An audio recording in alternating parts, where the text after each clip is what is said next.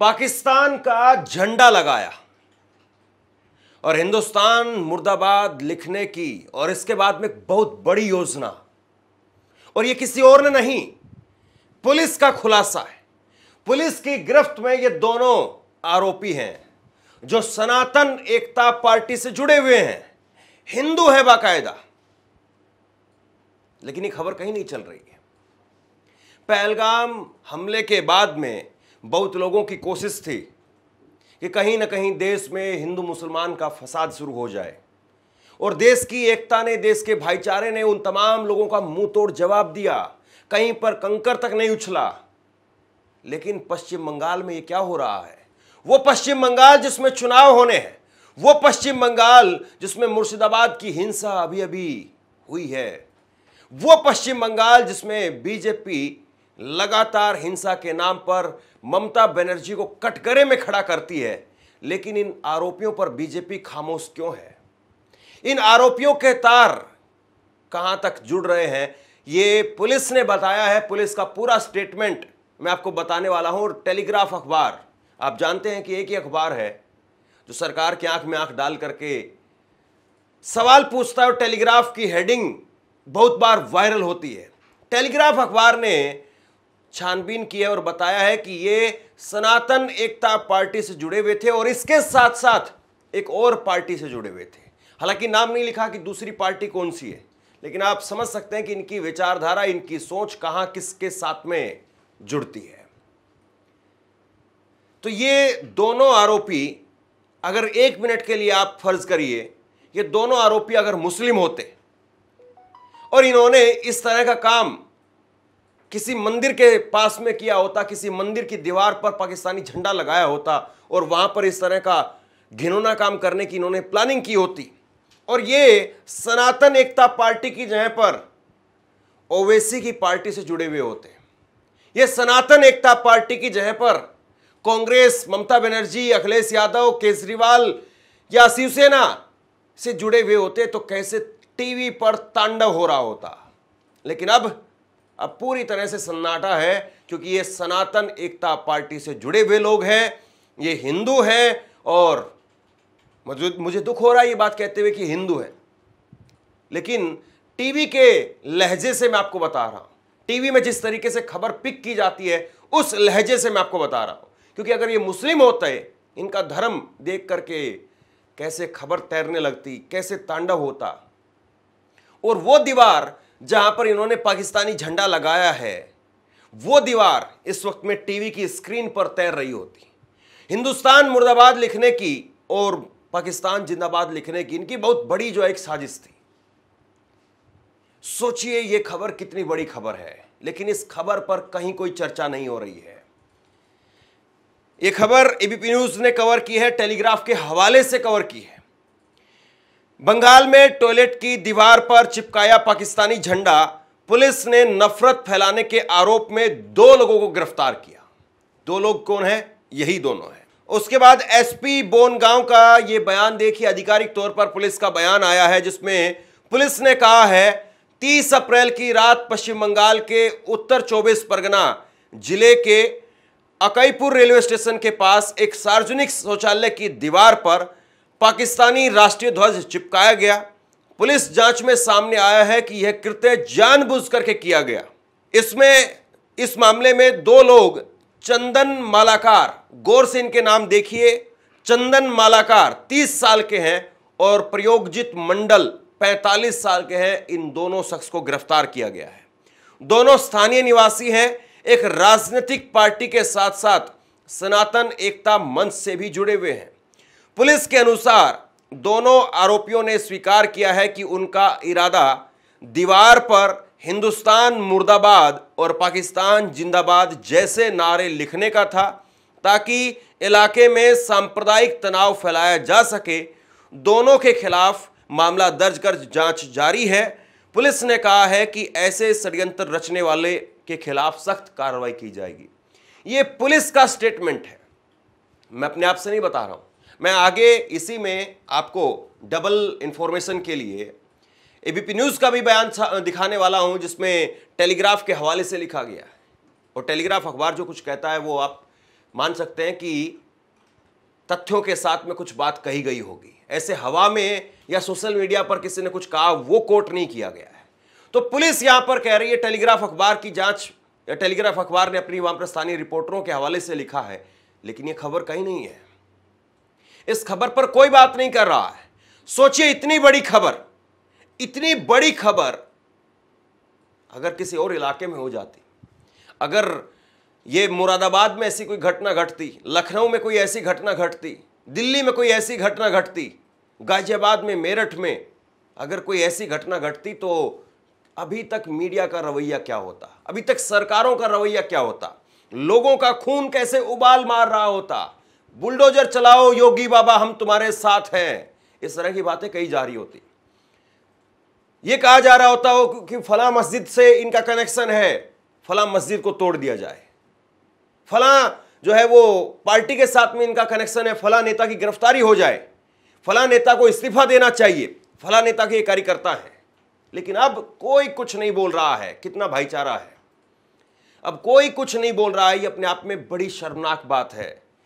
ABP news की खबर, जिसमें मैं कोट करके बता रहा हूं, एबीपी न्यूज ने जो है वो इस खबर में आगे लिखा है, द टेलीग्राफ की रिपोर्ट के मुताबिक पुलिस का कहना है कि आरोपियों ने इलाके में शांति भंग करने के लिए दीवार पर हिंदुस्तान मुर्दाबाद और पाकिस्तान जिंदाबाद जैसे भड़काऊ नारे लिखने की योजना बनाई थी।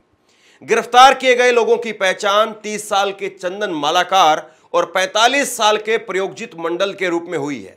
पुलिस के मुताबिक दोनों इलाके के निवासी हैं, सनातनी एकता मंच के साथ साथ एक राजनीतिक पार्टी के सक्रिय सदस्य बताए जा रहे हैं। कौन सी पार्टी है वो, कि कौन सी विचारधारा है उसकी, जो अपने नेताओं को, अपने कार्यकर्ताओं को कहती है कि आप पाकिस्तानी जिंदाबाद लिखो, पाकिस्तान जिंदाबाद लिखो। अगर आप फेसबुक पर भी लिख दें, इन्होंने तो प्रैक्टिकली जाकर के किया है ये, इन्होंने बाकायदा वो पाकिस्तान का झंडा प्रिंट किया है, पाकिस्तान का झंडे का प्रिंट निकलवाया कहीं से, उस प्रिंटिंग प्रेस पर भी कार्रवाई होनी चाहिए।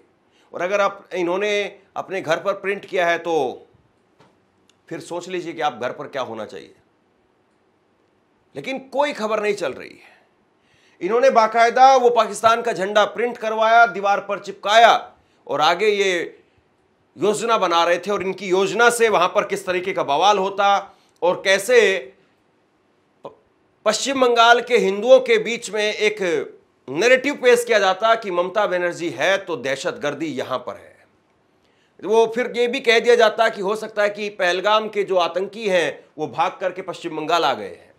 कोई इस बात को नहीं पूछता कि वो 3-4 राज्यों को क्रॉस करके आए हैं, वो बीजेपी स्टेट जो है वो राज्य है, कैसे आ गए वो, इस बात को भी कोई नहीं पूछता। अभी कुछ समय पहले पश्चिम बंगाल में बीजेपी के बड़े कद्दावर नेता शुभेंदु अधिकारी ने एक वीडियो पोस्ट कर दिया था और उसमें कुछ नहीं था, उन्होंने ट्वीट किया था बाकायदा वो अपने पर्सनल हैंडल पर। उसमें जियो का जो नेटवर्क के लिए खंबा लगाया जाता है, डिवाइस लगाई जाती है छत पर, उसको लगा करके कहा थी कि कुछ लोगों ने यहां पर, वो मुस्लिम हैं और उनके घर पर ऐसी डिवाइस लगी हुई है। मतलब कमाल की बात है ना, बगैर तिल के ही ये ताड़ बना देते हैं। तिल का ताड़ बनाना, ये कहावत हमने खूब सुनी है, लेकिन बगैर तिल के भी ये ताड़ बनाने के लिए मशहूर है। मतलब किसी के घर पर अगर एयरटेल के नेटवर्क के लिए अगर कोई डिवाइस लगी हुई है, कल को आप जो है वो छतरी लगती है डिश टीवी के लिए, उसको भी आप कह देंगे कि सैटेलाइट के जरिए पाकिस्तान से बात हो रही थी।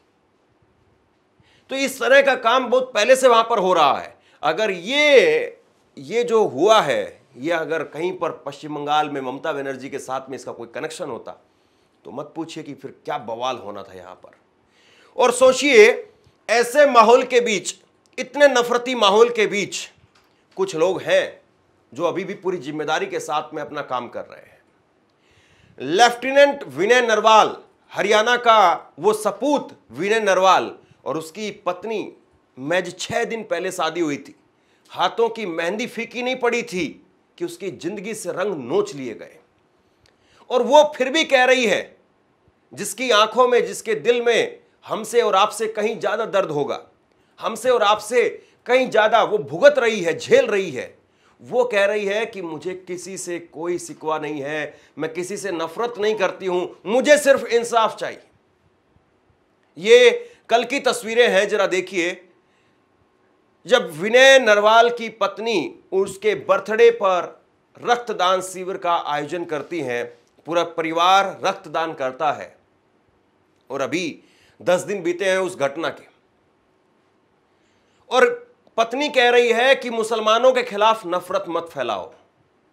वो जानती है किसी आदमी को अपने को खोने का दर्द क्या होता है। जिसने आतंकवाद को अपनी छाती पर झेला है वो जानती है। एक बार जरा विनय नरवाल की पत्नी का ये बयान सुनिए, और उसके बाद में भाजपाई आईटी सेल, या यूं कहूं कि भाजपा के समर्थक, कट्टर समर्थक, वो किस तरह की घिनौनी बातें विनय नरवाल की पत्नी के बारे में कह रहे हैं, मैं आपको बताता हूं। I just want the entire nation to pray for him, that wherever he is, he's in good spirit, he's healthy, and he's at peace. That's the only thing that I want. There is one more thing that I want. I do not want any hatred towards anybody. This is what is happening. People going against Muslims or Kashmiris, we don't want this. We want peace and only peace. Of course, we want justice. Of course, the people that have done wrong with him should be punished. All of us are going to blood our donate today. ये विनय नरवाल की पत्नी कह रही है। विनय नरवाल की पत्नी का ये बयान अपने आप में उन नफरती लोगों के मुंह पर करारा तमाचा है। लेकिन देखिए साहब, नफरती नहीं, बेहद गंदी और घिनौनी जहनियत के कुछ लोग हैं। पता नहीं वो अपने घर में कैसे रहते होंगे, पता नहीं अपने घर में कैसे अपनी मां बहनों के साथ में किस तरह का व्यवहार करते होंगे, पता नहीं। दीपक शर्मा नाम का एक आदमी जो लगातार हिंदू मुसलमान को लेकर के, भाजपा का समर्थन करने को लेकर के, एक नहीं आपको 1 लाख इसके पोस्ट मिल जाएंगे। क्या लिखा है जरा देखिए। इस औरत के पति को इसलिए मारा गया क्योंकि वो हिंदू था, उसे कलमा नहीं आता था, उसके लिंग का खतना नहीं हुआ था। जी हां, पहलगाम हमले में दरिंदगी के साथ मारे गए नेवी अफसर की 3 दिन पत्नी रही है ये औरत, जो बोल रही है कि घटना को हिंदू मुसलमान से मत जोड़ो। मैं इतना ही कहूंगा, ये औरत, सुनिए जरा, मुझे बोलते वक्त मेरी आत्मा अंदर से कांप रही है। इस आदमी ने कैसे लिखा है पता नहीं। मैं इतना ही कहूंगा कि ये औरत 3 दिन में खा गई अपने पति विनय नरवाल को। कितनी गंदी, कितनी घिनौनी इनकी मानसिकता है, बताइए आप। ये कितनी खुशी के साथ में दोनों वहां पर गए होंगे, और आप क्या कह रहे हैं। आंसू आ जाते हैं विनय नरवाल की पत्नी के बारे में सोच करके कि जब ये पोस्ट वहां तक जाएगी, वो देखेगी, क्या बीतेगी उसके ऊपर, क्या बीतेगी उसके परिवार के ऊपर। मैं दिखाना नहीं चाहता हूं इसको, लेकिन मजबूर हूं, कोई दूसरा रास्ता नहीं है। अगर हम बात नहीं करेंगे, हम दिखाएंगे नहीं, तो इन लोगों पर कोई प्रेशर नहीं बनेगा। कायदे से पुलिस को एक्शन लेना चाहिए इस व्यक्ति पर। आप एक नेवी अफसर की पत्नी को कह रहे हैं कि वो खा गई अपने पत्नी को। इस आदमी पर सख्त कार्रवाई होनी चाहिए। ये आदमी जेल की सलाखों के पीछे होना चाहिए।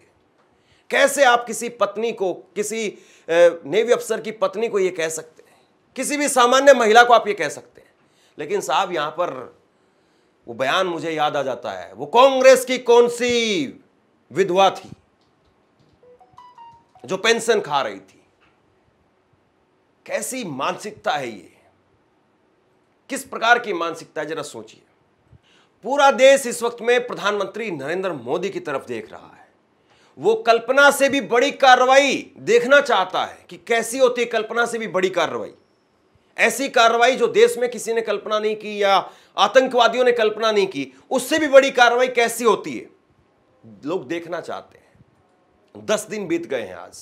एक एक दिन भारी है, एक एक दिन लोगों के लिए भारी है। यह बात सही है कि कोई भी सरकार, ऐसा नहीं हो सकता है कि वहां से हमला हुआ और 24 घंटे में यहां से कूद पड़े। एक समय सरकार जरूर लेती है, लेकिन कितना समय। और आप ये कह रहे हैं कि आतंकियों की बची कुची जमीन को मिट्टी में मिला देंगे, और होना भी चाहिए। मिट्टी में मिला भी दिया जाना चाहिए। लेकिन मोदी साहब जो ये आपके कट्टर समर्थक हैं, जो किसी की पत्नी को क्या कह रहे हैं यहां पर, मैं वो शब्द इस्तेमाल भी नहीं करना चाहता हूं जो ऐसे लोग ऐसी महिलाओं के लिए इस्तेमाल करते हैं, कम से कम इन पर तो कुछ बोलिए। मैं बहुत स्पष्ट शब्दों में कहना चाहता हूं, जिन्होंने ये हमला किया है, उन आतंकियों को और इस हमले की साजिश रचने वालों को उनकी कल्पना से भी बड़ी सजा मिलेगी। इस घटना पर राजनीति नहीं होनी चाहिए। इस घटना पर सरकार को पूरा सपोर्ट मिलना चाहिए और सरकार को निश्चित तौर पर पूरा सपोर्ट मिला है। 10 दिनों में मुझे नहीं लगता है कि सरकार पर किसी भी राजनीतिक पार्टी ने कोई गंभीर आरोप लगाए हों या किसी मिली भक्ति का कोई आरोप लगाया हो या किसी मीडिया चैनल ने मोदी सरकार को कटघरे में खड़ा करके और सीधे नरेंद्र मोदी से सवाल पूछा हो। इस पूरी खबर में भी अभी 17-18 मिनट के बाद में मैं अब नरेंद्र मोदी का जिक्र कर रहा हूं। राहुल गांधी, उन्होंने प्रेस कॉन्फ्रेंस की। प्रेस कॉन्फ्रेंस पहलगाम के मुद्दे पर नहीं थी, प्रेस कॉन्फ्रेंस थी कास्ट सेंसस के मुद्दे पर। लेकिन चूंकि इतना बड़ा एक हमला हुआ है और उसके बाद में कोई नेता अगर सामने आ रहा है तो वो उसका जिक्र करेगा। और राहुल गांधी उसी दिन कानपुर में गए थे। मैं इस पे कमेंट नहीं करना चाहता हूं ये कैसे हुआ। मैं सिर्फ ये कहना चाहता हूं कि जिन लोगों ने ये किया है, जो भी हैं, कहां भी हैं, they have to pay for this and they have to pay for it properly, not in some half-hearted way, ऐसे आलतू फालतू तरीके से नहीं। they have to pay for it properly कि इनको याद रहे कि हिंदुस्तान के साथ ये नहीं किया जा सकता है। हमने क्लियरली ऑपोजिशन की और सरकार की मीटिंग में क्लियर हमने लाइन दी है, यूनानिमस लाइन, कि जो हुआ है एक्सेप्टेबल नहीं है। और पूरा का पूरा ऑपोजिशन 100% सपोर्ट सरकार को देगा और दे रहा है।